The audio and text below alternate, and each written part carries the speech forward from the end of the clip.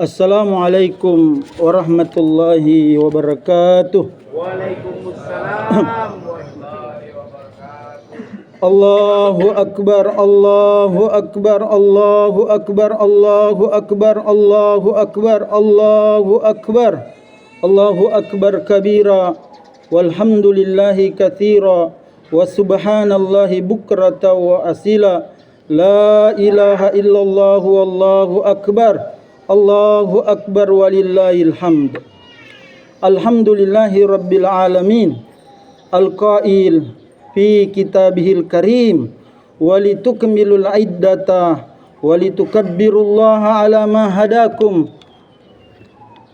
Ahmaduhu wa ashkuruh wa atubu ilaihi wa astaghfiruh. Ashhadu an la ilaha illallah wahdahu la syarikalah, wa ashhadu anna Muhammadan abduhu wa rasuluhu al-mab'utsu rahmatan lil alamin. Amma ba'du. Ya ayyuhalladzina amanu taqullaha haqqa tuqatih wa la tamutunna illa wa antum muslimun. Ya ayyuhan nas ittaqu rabbakumul ladzi khalaqakum min nafsin wahidah wa khalaqa minha zawjaha wa batha minhuma rijalan katsiran wa nisaa wattaqullaha allazi tasaaluna bihi wal arham innallaha kana 'alaikum raqiba. Ya ayyuhalladzina amanu wa qulu qawlan sadida yuslih lakum a'malakum wa yaghfir lakum dzunubakum wa may yuti'illaha wa rasulahu faqad faza fawzan 'azima. Rabbi syrah li sadri wa yassir li amri wahlul 'uqdatam min lisani yafqahu qawli. Allahumma salli ala sayidina Muhammad wa ala alihi wa ashabihi wa man tabi'ahum bi ihsanin ila yaumiddin. Hadirin jamaah Aidul Fitri yang dirahmati dan diberkahi Allah Subhanahu wa taala. Lantunan gema takbir, tahmid, tahlil mengiringi kepergian bulan yang penuh berkah. Sedih rasanya ia pergi membawa keranjang catatan amal saleh kita selama sebulan. Sebab masih ingin kita membersamainya. Namun Ramadan dalam setahun hanya memiliki umur 1 bulan. Tambah bersedih pula kita saat ini, di mana di belahan bumi lain ada saudara kita ditindas, dijajah, dihancurkan masjidnya, rumahnya, sekolahnya, universitasnya. Telah 33.000 lebih dibunuh wanita, anak-anak, orang lemah, dan para pejuangnya oleh bangsa biadab bernama Zionis Israel. Semoga Allah yang maha perkasa, yang maha kuasa menghancurkan bangsa kera Yahudi Zionis Israel dan memenangkan dan memerdekakan bangsa Palestina. Selain kita bersedih hal tersebut, juga kita bergembira atas datangnya bulan 1 Syawal 1445 Hijriah, karena ia tanda bahwa kita semua mendapat predikat gelar takwa dari Allah Ta'ala. Gelar takwa tidak diberikan di perguruan tinggi dan universitas. Gelar takwa tidak diberikan. Gelar takwa tidak ada di lembaga pemerintah dan swasta. Yang berhak menyemakannya gelar itu dari langit, tempat yang sangat tinggi, sebagaimana ayat yang menyinjungnya juga turun dari tempat yang tinggi. A'udzubillahi minasyaitonirrajim. Ya ayyuhalladzina amanu kutiba alaikumusiyam kama kutiba alal ladzina min qablikum la'allakum tattaqun. Wahai orang-orang yang beriman, diwajibkan atas kamu berpuasa sebagaimana diwajibkan orang-orang sebelum kamu, agar kamu bertakwa, muttaqin, mendapat gelar takwa. Hari ini selain gelar takwa diterima, juga secara zahir Allah memakaikan kita sebuah baju, jubah, pakaian takwa, yang mana benangnya membentang ke atas adalah mengerjakan perintah Allah, sementara benangnya yang melintang ke samping adalah menjauhi larangan-larangan Allah. Selama 1 bulan 2 macam benang tersebut dianyam, dirajut hingga membentuk satu helai kain jubah bernama jubah takwa atau pakaian takwa. Sebagaimana para wisudawan juga mengenakan pakaian wisuda, hari ini juga kita diberi gelar takwa dan memakai pakaian takwa disematkan di badan. Allah berfirman, walibasut taqwa dzalika khair, dzalika min ayatillahi la'allahum yadzakkarun. Pakaian takwa itulah yang lebih baik. Demikianlah sebagai tanda-tanda kekuasaan Allah. Mudah-mudahan mereka ingat surah Al-A'raf ayat 26. Karena kita semua pemenang dari pertempuran besar bernama jihadun nafs, sebagaimana Nabi SAW pernah bersabda, raja'na min jihadil asgari ila jihadil akbar. Sahabat heran, kenapa menyebut demikian padahal baru saja pulang perang besar. Ternyata pesan perang tersebut kecil dibanding perang melawan hawa nafsu sendiri.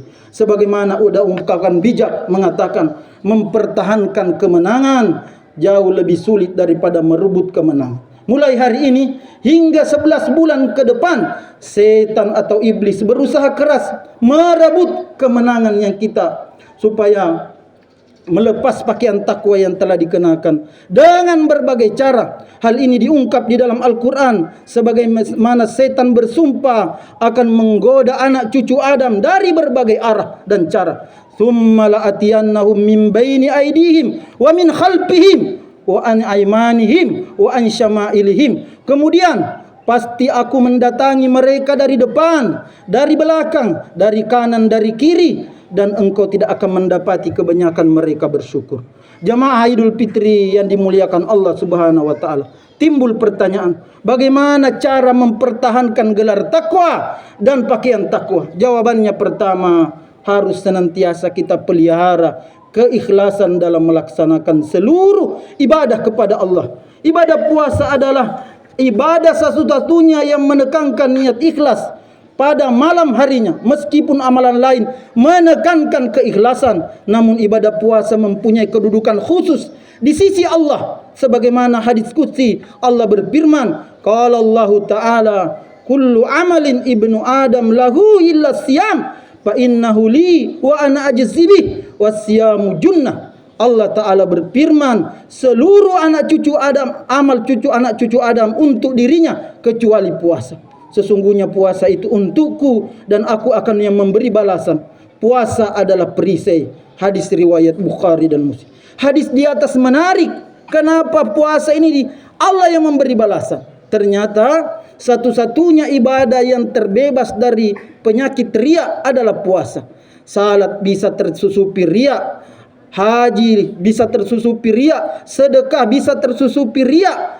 Puasa dia tidak tersusupi riya karena dia ibadah rahasia. Tidak ada yang mengetahui isi perut seseorang di siang hari, apakah sudah masuk air minum 1 botol atau masuk makanan 1 piring. Tidak ada yang tahu dirinya dengan Allah. Olehnya itulah ulama mengatakan, itulah ibadah yang murni semata-mata karena Allah. Itu pula lah faktornya Allah mengatakan as-siyamu li, puasa itu untukku dan saya akan memberi pahala kepadanya.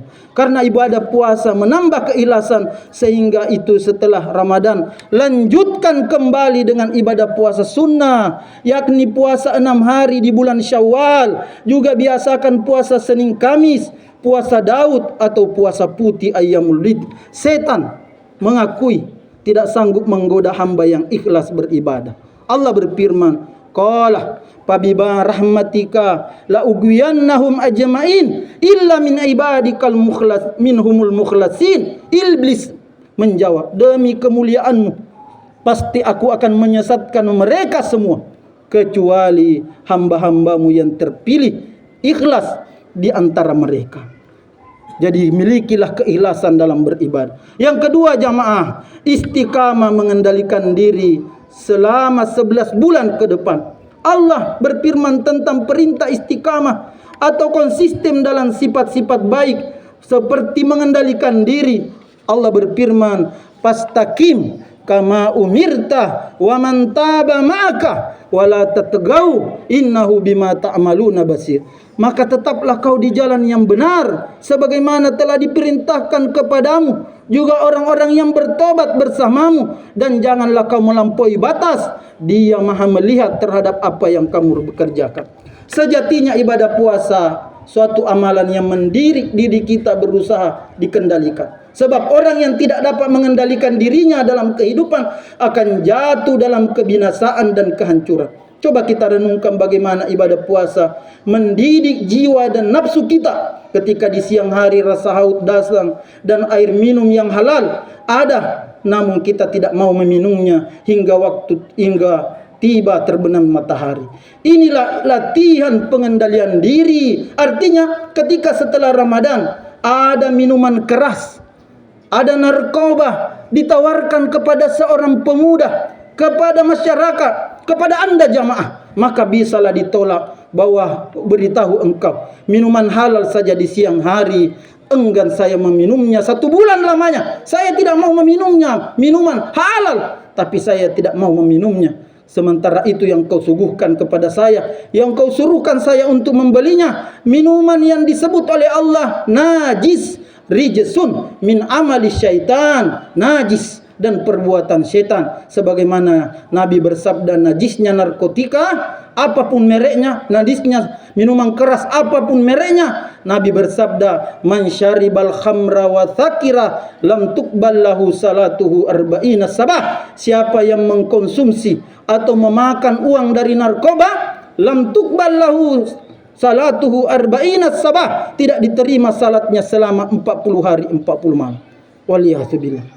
Kawain mata, kalau dia mati kata Nabi, dahalan nar, masuk neraka. Tapi ada berita gembiranya, kata Nabi, wa intabah, kalau dia bertobat karena mendengarkan khatib, mendengarkan hadisnya tentang buruknya narkoba, lantas dia campakkan barang itu ke tempat sampah. Sebagaimana Umar bin Khattab ketika turun ayat tentang pengharaman khamar, dia ambil kendi-kendi di rumahnya, baru dia hempaskan di got-got di Madinah. Dia mengatakan, intahaina Rab, berhenti mak sekarang ya Tuhanku, berhenti mak sekarang, ku jauhi diriku ini dengan barang keji dan mungkar ini, yaitu narkotika dan minuman keras.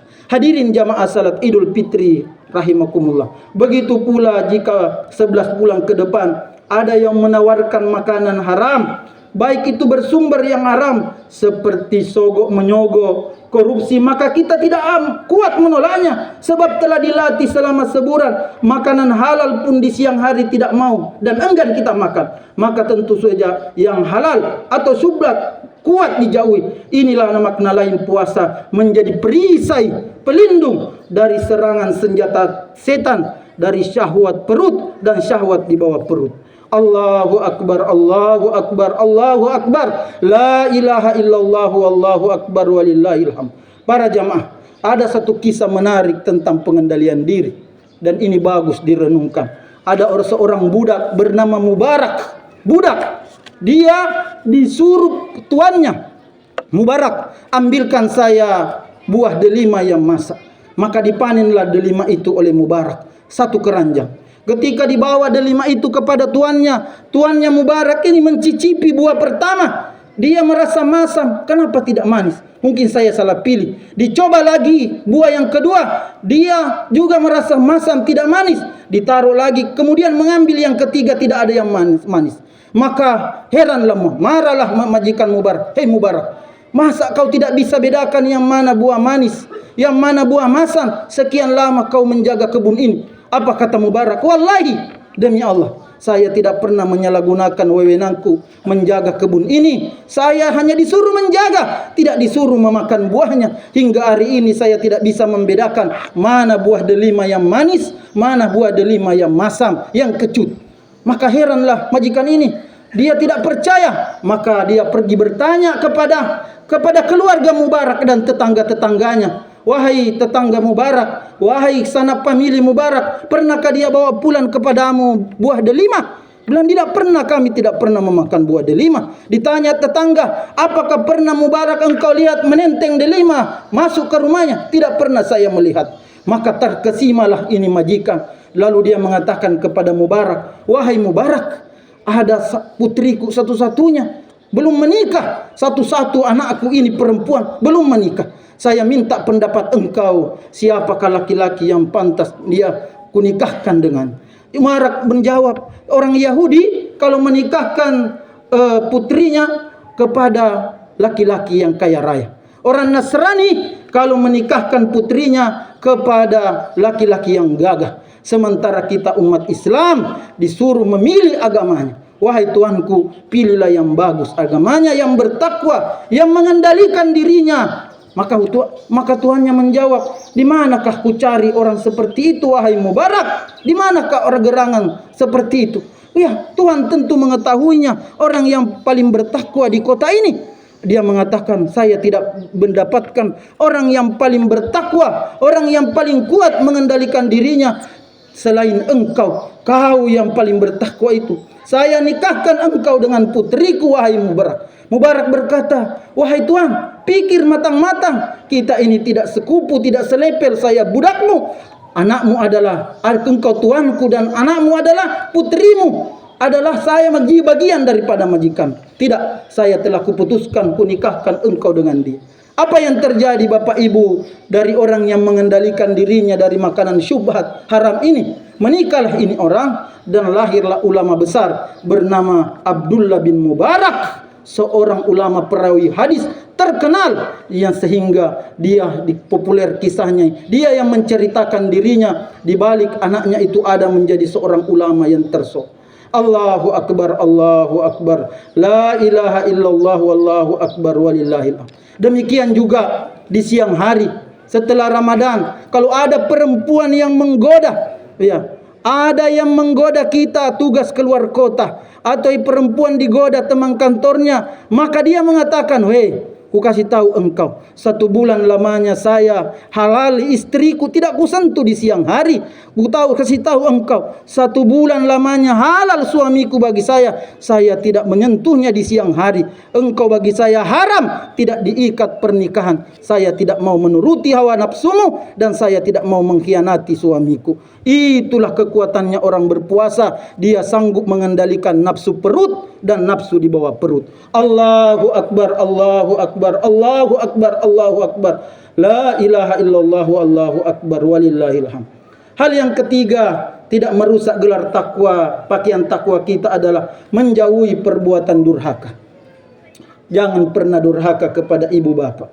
Beruntunglah jamaah hadirin yang berlebaran, masih hidup ayah ibunya saat ini, masih ada kesempatan untuk berbakti kepadanya, sehingga kemudian dapat menjadi sebab masuk surga. Jangan sebaliknya. Sabda Nabi berucap, Abu Hurairah, ragi ma'ampu thumma ragi ma'ampu thumma ragi ma'ampu. Qila man ya Rasulullah? Qala man adraka abawai